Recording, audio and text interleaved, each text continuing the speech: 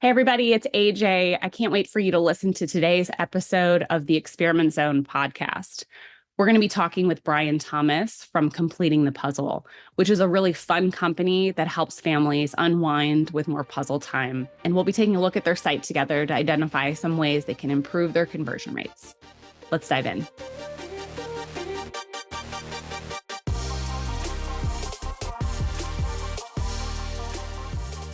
Hey, Brian, thanks for being on today's episode. How are you today? Doing good. Thanks for having me. Tell us a little bit about yourself and what you guys are doing. I'm Brian Thomas. I'm the co-founder of Completing the Puzzle. We're a puzzle rental subscription service. We're similar to old school Netflix. If you might not be old enough to remember, but people used to sign up for Netflix, get DVDs sent to them, watch them, and send them back. We do the same thing for jigsaw puzzles. Yeah, when you first told me about this, I fell in love with the whole idea of it. Why did you decide to do this? Why is this what you're doing in the world? I didn't decide to do it. My wife came up with the idea. It was a COVID business, so it started March 2020. It was my wife's birthday. Her birthday is actually the end of March, so lockdown just hit. No one knew what to do. And our trip to Park City got canceled. So instead of going to Park City, I got her a puzzle of Park City. And I gave it to her and she's like, "Oh, this is such a sweet puzzle. We're going to do it once, put it on the shelf. Someone should rent these." Did a quick Google search. Didn't look like anyone was really doing it. So I launched it the following weekend in about 6 hours. And here we are.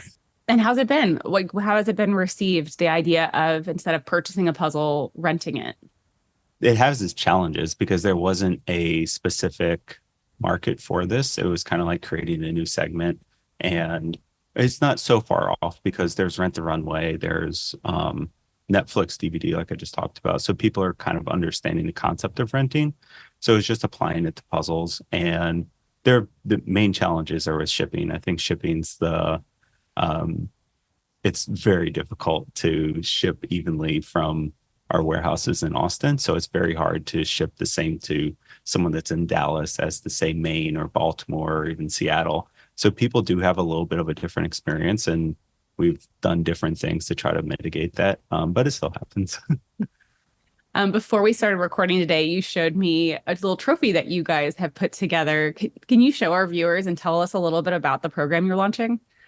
Yeah, for sure. So when we started the business, we hand wrote notes to every single person. And when I say we, it's my handwriting looks like I'm a 3-year-old child. My wife, Elena, she hand wrote every note. And it kind of started this really organic conversation between us and our customers. And they would send notes back and we just became like kind of invested in their lives in a sense, especially during COVID. I would get on the phone and chat with everyone. And we try to give back. So every year we try to do something special for our members. And this year we're doing for all of our members that have done 100 puzzles, we're sending them this acrylic award and a few other little swaggy things. What's really wild is since I ordered them, I ordered too little. So I have to go back and order more. What a good problem to have.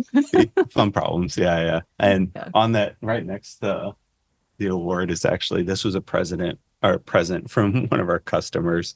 It's a cute little bear. Yeah, it's fun.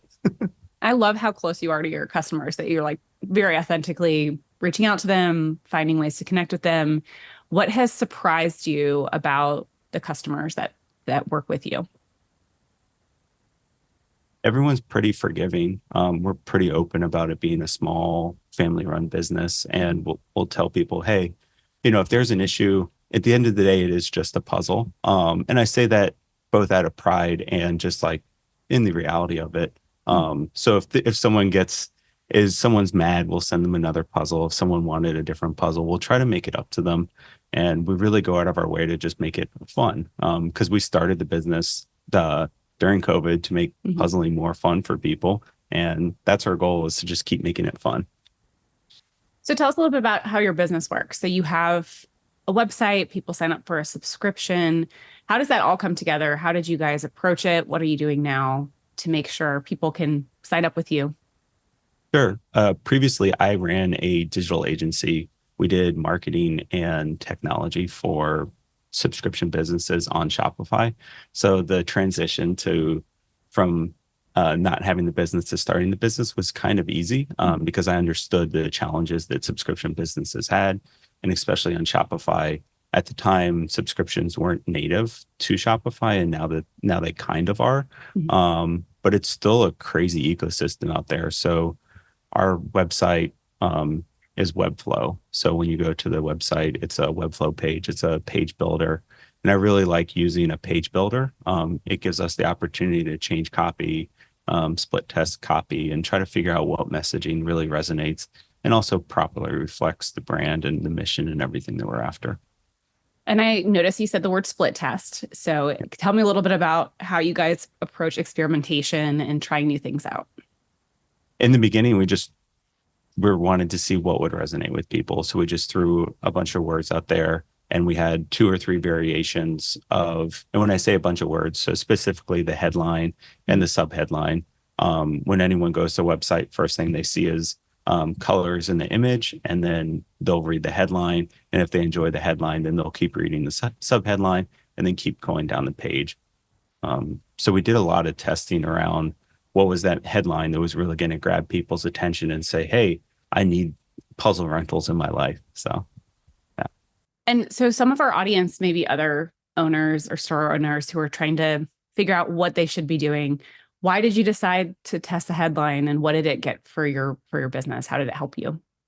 You can approach it multiple ways. You can say which one's going to convert the best. So you can throw a headline up there that says, lose 100 pounds in 2 days guaranteed. And everyone's going to click and everyone's going to go through. And then you can also say something that won't resonate with your customers. So it's everything in between.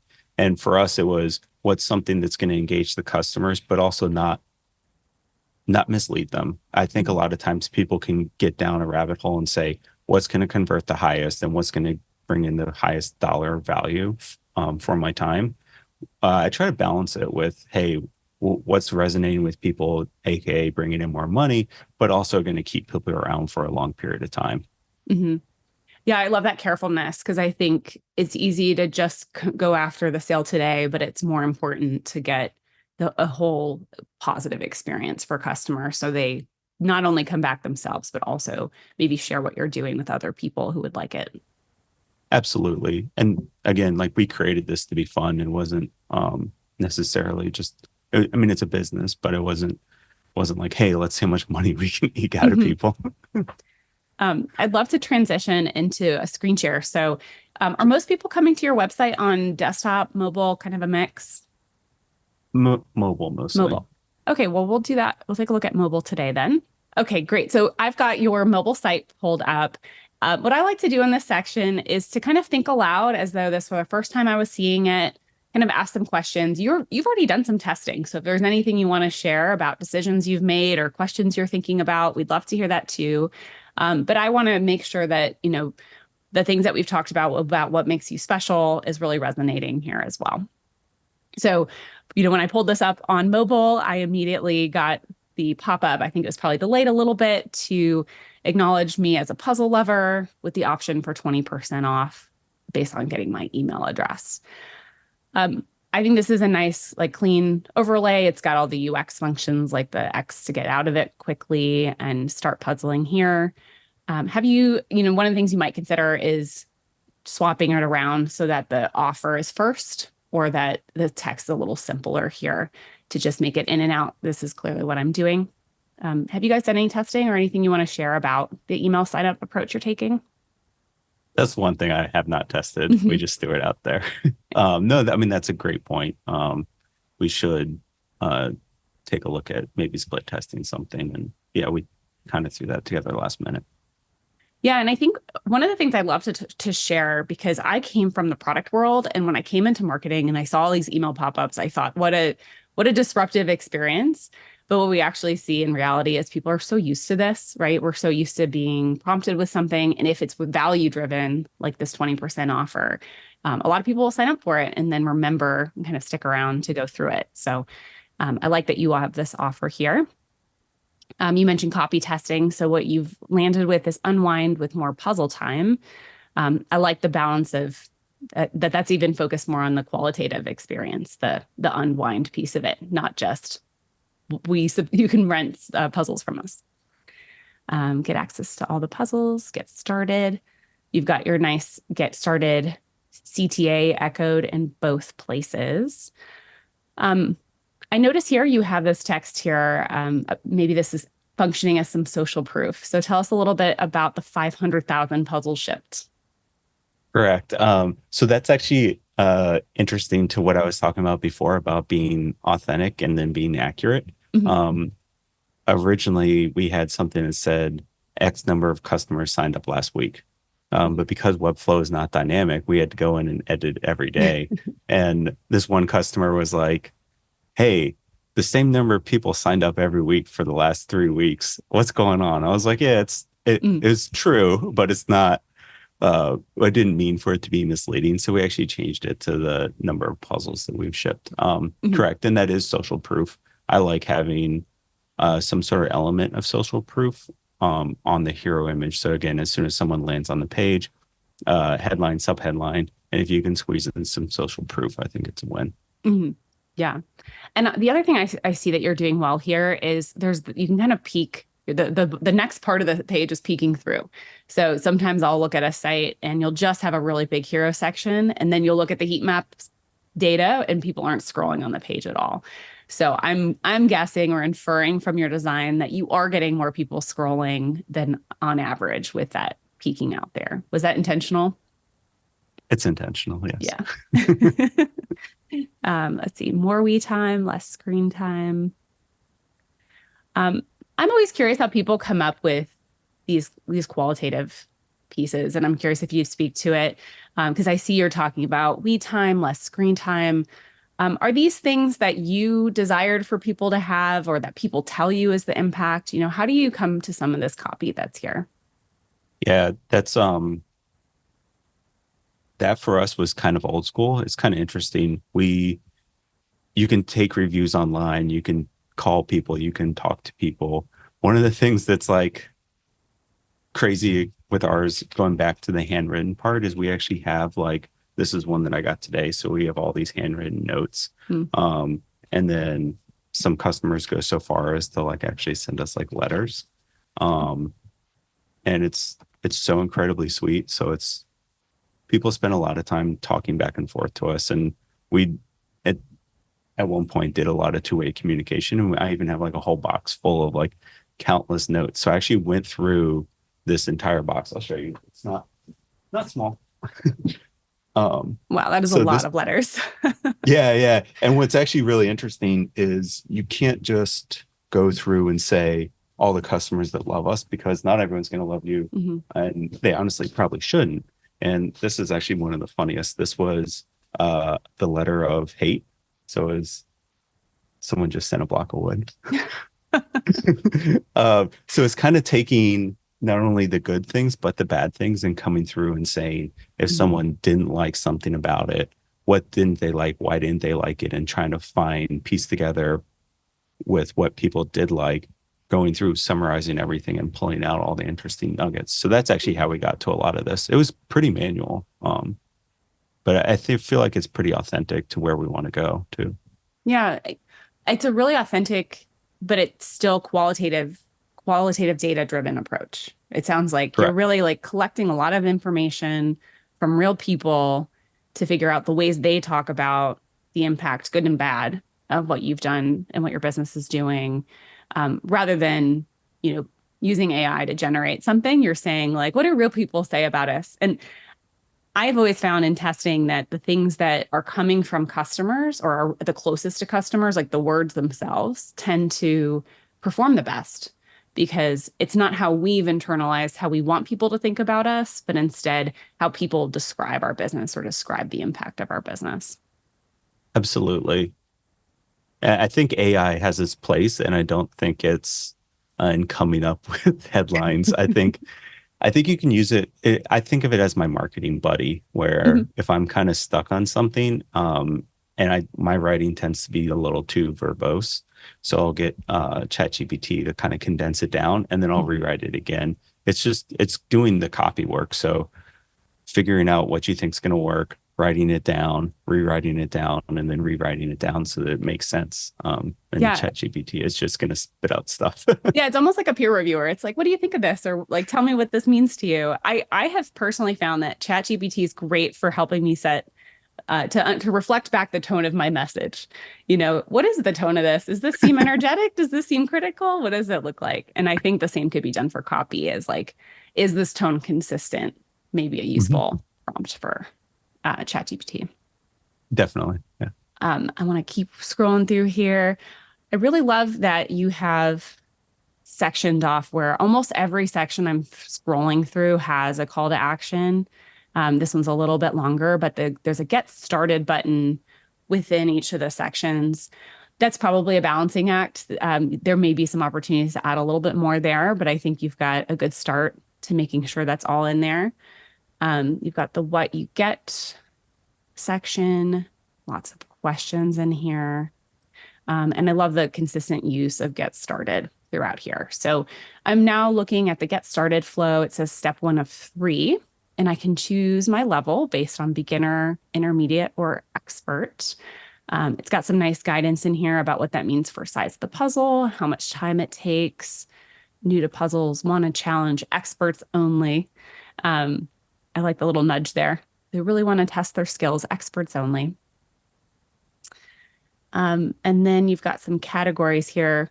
How did you guys decide on which categories you would use? Elaine and I sat down and just went through. We tried because puzzle websites exist. So we were like, what are all these different websites doing? Some had 30 different categories and others had much less. So it was a balancing act. And I don't think you're ever going to get it right. We just took a stab and kind of stuck with it. Nice. And is holiday in the first position here? Is this a frequently picked choice? Do people tend to pick things around like seasonal things or holidays? So this is actually them selecting ones they don't like. Oh, they don't like. Well, that's a good catch for Correct. me to think this was what you do like. Yes. So that's Um, interesting. That's something we've split tested a lot and gone yeah. back and forth on. The we're making a lot of changes throughout the website, and we have a lot coming down the pipeline very soon in the next month or so. And a lot of it is from lessons learned here. Yeah. Yeah. So, hey, I'm as I said, I'm going through like a first time user. So Yep. I think maybe something to assist with the do not like. I think I'm picturing almost like the do not cross, like the O with the dash through it, some sort of icon there to just reinforce like don't like these puzzles, or maybe you don't like in red or something to just draw it out. Um, so good to know. So if I didn't like holiday puzzles, I would select here, and then it has a little check here. And almost maybe a way to reinforce it again here is to like cross through it. Like, I don't like this one. So put a big X through it. And then I can go to next and then choose your plan, unlimited puzzles with any plan. So I'm seeing cost per month based on if I pay per month, it looks like sign up for 3 months or 6 months at a time. Free shipping and returns. I like the repetition of that because it did definitely cross my mind. So I think the unlimited puzzles with any plan is a piece of information I hadn't noticed before and feels like, wow, I'm getting a lot for this subscription. So I would want to have seen that a little bit earlier in the process to know that I'm going to sign up and pick a plan, but that I can get as many puzzles as I want and maybe some information about how that works. Now, we did move pretty fast on the homepage, so it may have been in there, but that specific information is really resonating with me here and maybe could be pulled out in the hero or somewhere bolder in the homepage. Correct. No, I agree. That word is actually the bane of our marketing. Which one? Unlimited? Unlimited. Tell It us about is. that. Yes. I think people have different connotations of what unlimited is. When we started, we threw it everywhere. And then in reality, as I mentioned, shipping's the hardest thing in this business. And everyone has a different expectation of what unlimited based on Amazon spoiling everybody with 2-day shipping. So unlimited got pushed down a little bit. I see. So tell us a little bit about it, though. So when you say unlimited on that last page, I'll pull it back up. What can that experience look like? I'm also in Austin. So if I were to sign up here, what might it look like for me? And how might that be different if I were like further away for a shipping perspective? If you're in Austin, then it's you're super spoiled, and you could even come into the warehouse and pick and drop off. We actually have from split testing, we actually have a frequently asked question blurb kind of explaining that, or exactly explaining that. And that was from testing and getting not just purchase feedback, but support feedback. So it was like, what's causing the most friction, cause for churn, and disgruntled customers. So we added a frequently asked question about it. So how quickly do you ship? How quickly do you ship? Perfect. Yeah, I think, now that I'm thinking through some of the challenges on the business side, but also balancing the sort of the messaging around it, I wonder if there's an opportunity to test, as soon as you're done with a puzzle, pick out your next puzzle, maybe a way to think of it, or, as many puzzles as you complete in the year, something maybe to that vein, just to kind of speak to, you get one at a time, but if you're really expert at it and really like to do puzzles, you'll get to be able to do a lot of them within your subscription period. Yeah, definitely. That makes sense. Excellent. And I know we're right at time. This always goes so fast. I want to hear back from you. So what are 3 things that you're going to try out as a result of our time together today? You nailed it in the beginning. That pop-up, we haven't touched it. We just put some text on there and just went off to the races. That's something I definitely need to go back and reevaluate. The other one we just touched on it was around unlimited. And that is something, as I mentioned to, or alluded to, we're going to rebrand everything shortly, and we are changing the unlimited, but that's definitely an issue that we're having right now. The third one, I do the X out on the do not like. And I also like the little aesthetic of putting do not like in red and maybe even underlining it. So I appreciate you pointing that out. Oh, absolutely. We really appreciate you being on. If people would like to reach out to you or to learn more about the company, what's the best way for them to get in touch? Yeah, you can email me directly, Brian at Completing the Puzzle, or just go to completingthepuzzle.com and I'll be on there somewhere. Well, thanks for taking the time today. What a pleasure. I love what you guys have come up with and can't wait to share this with our audience. Thanks so much. Thanks for having me. Thank you for tuning in to the Experiment Zone podcast. You can check out more episodes on YouTube, Apple, Spotify, and your favorite podcast apps. Check out the show notes for any websites linked in this episode, including where to connect with us on social media.